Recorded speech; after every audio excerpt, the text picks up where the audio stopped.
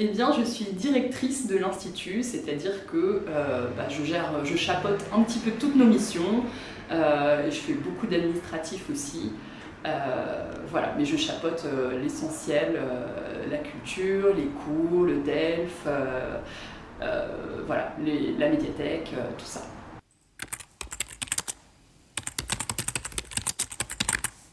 J'ai grandi à Paris, dans le 13e arrondissement, qui est connu pour être l'arrondissement, le quartier chinois.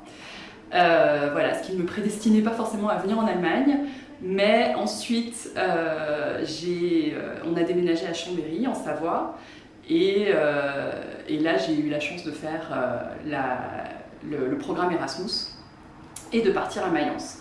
Et je rajoute aussi quand même que dans ma famille, mes grands-parents étaient professeurs d'allemand, ils habitaient dans l'est de la France, et donc j'avais quand même un petit lien déjà avec l'allemand et l'Allemagne.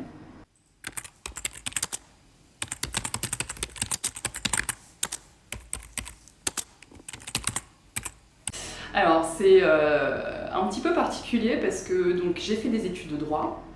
Et puis ensuite, les études de droit, finalement, ça m'a un peu, un peu ennuyée. Et puis surtout, ça ne correspondait pas aux rêves que j'avais. Moi, j'étais très utopiste, j'avais envie de me battre pour les droits de l'homme, tout ça.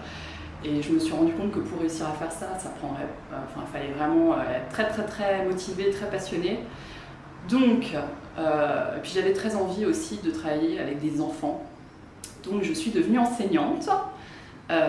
Et puis comme j'avais rencontré mon mari en Allemagne, je me suis retrouvée à l'école française de Pierre et Marie Curie de Heidelberg.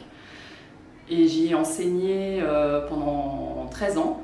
Et donc après 13 ans à l'école, j'avais envie de nouveaux défis, j'avais envie de nouvelles expériences.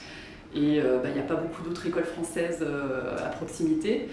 Et en plus, j'avais quand même toujours eu un petit peu envie de travailler dans la culture. Et puis j'ai appris un petit peu par hasard que le poste ici se libérait, le poste de la direction. Et j'y croyais pas trop, mais une amie m'a vraiment insisté, m'a dit « mais si, tu as toutes tes chances ». Donc j'ai fini par poser ma candidature et ça a effectivement marché pour ma plus grande joie.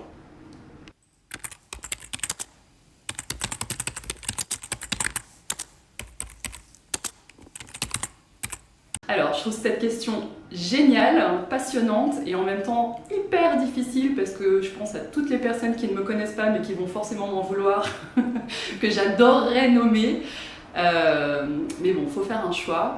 Alors, si j'ai le droit de ressusciter les morts, j'adorerais avoir Romain Gary avec Christophe André et Catherine Meurice.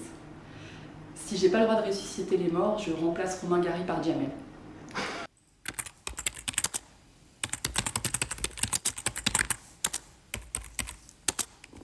Alors, à l'Institut, c'est rigolo parce qu'on est vraiment très très multifonction, on s'occupe de plein de choses différentes. Et là récemment, pour un festival de la musique, on a été en catastrophe acheter des bouteilles d'eau parce qu'il faisait très chaud pour les artistes.